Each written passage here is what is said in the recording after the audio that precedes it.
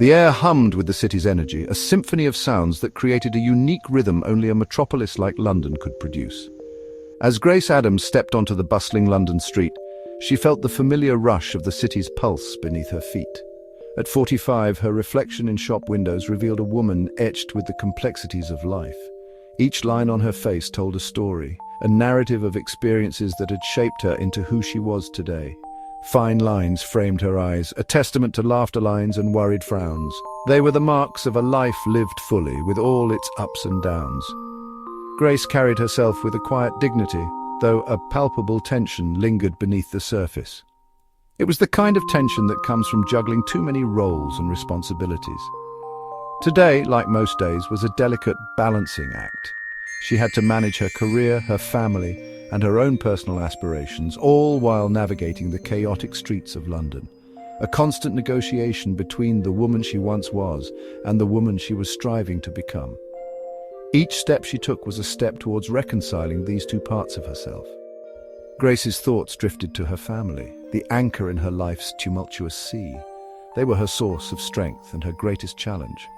Her husband Robert, a man of routine and reserve, seemed a world away despite sharing her life and home. Their relationship was a complex dance of familiarity and distance. Their daughter Chloe, a spirited teenager on the brink of adulthood, presented her own unique set of joys and heartaches. Navigating the challenges of raising a teenager added another layer to Grace's already full plate. This morning, the usual undercurrent of unease thrummed between them. The silent tension was a constant reminder of the unspoken words and unresolved issues that lingered in their home. A silent tension lingered in the air, unspoken words hanging heavy. Grace knew that these unspoken words had the power to either heal or further divide her family. Grace pushed these thoughts aside for a moment, inhaling the damp air, the scent of rain clinging to the pavement. The rain had a way of washing away her worries, if only for a brief moment. She had errands to run, a day to navigate. Each task on her list was a small step towards maintaining the delicate balance of her life. Each step forward was a step closer to unraveling the intricate knots of her life. She moved with purpose, determined to face whatever challenges the day would bring. The city, with its vibrant pulse, mirrored the turmoil within her, a chaotic symphony of emotions yearning for resolution. The hustle and bustle of London was both a distraction and a reflection of her inner state. As she walked, Grace couldn't shake the feeling of being adrift. The crowd around her moved with purpose, but she felt like a small boat lost in a vast ocean. Like a small boat on a vast ocean, she was tossed between the waves of expectation and the undertow of unfulfilled desires. The weight of her responsibilities threatened to pull her under.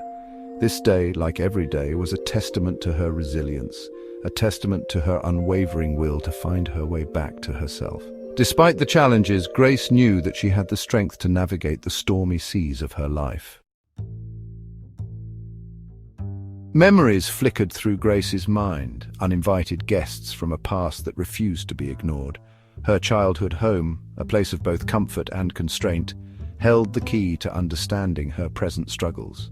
Her relationship with her own mother, a woman defined by societal expectations and unspoken disappointments, cast a long shadow over her own experience as a wife and mother. Grace loved her family deeply, yet couldn't escape the feeling of being trapped in a cycle of dysfunction she never intended to perpetuate. The weight of unspoken expectations pressed down on her, threatening to suffocate the woman she yearned to be.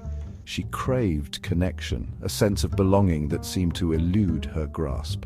Robert, though well-intentioned, struggled to understand the depths of her internal struggles. He was a man of logic and reason, ill-equipped to navigate the turbulent waters of emotion that churned within her. Their conversations, once filled with laughter and shared dreams, had become strained, punctuated by awkward silences and unspoken resentments. Chloe, with the unyielding perception of youth, sensed the disharmony that had settled over their family. Her once carefree spirit seemed weighed down by the tension, her youthful exuberance replaced by a guarded withdrawal. Grace yearned to bridge the widening gulf between them, to recapture the easy intimacy they once shared. Motherhood, once a source of immense joy, had become a source of profound heartache. Each step through the crowded London streets felt like navigating through a maze of emotions and memories. The bustling environment mirrored the chaotic labyrinth of Grace's thoughts, each person she passed a fleeting reflection of her own inner turmoil. The city's vibrant energy, a cacophony of sound and motion, reflected the turmoil that raged within her. The honking of cars, the chatter of pedestrians, and the distant hum of construction all blended into a symphony of chaos that matched her internal state. Passing strangers, each with their own stories etched on their faces, became blurred reflections of her own search for meaning and connection. She wondered about their lives, their struggles, and if they, too, felt as lost as she did. The familiar route to the market, once a mundane task, transformed into a symbolic journey. Each step was a reminder of the routine she had built, the life she had constructed, and the person she had become. With each landmark passed, a childhood memory resurfaced, a past grievance re-examined. The old bookstore where she spent hours lost in stories, the cafe where she had her first date with Robert, each place held a piece of her history. The imposing facade of the National Gallery, a place she and Robert had visited in their early days of courtship, now served as a painful reminder of lost intimacy. The art that once inspired them now felt like a distant echo of a love that had faded. The cheerful chaos of Covent Garden Market, where she and Chloe had once shared laughter over overflowing baskets of flowers, brought forth a fresh wave of longing for their lost connection. The vibrant colours and lively atmosphere contrasted sharply with the emptiness she felt inside. As Grace walked, she found herself drawn to the quiet sanctuary of a nearby park. The green oasis amidst the concrete jungle offered a brief escape from the relentless pace of the city.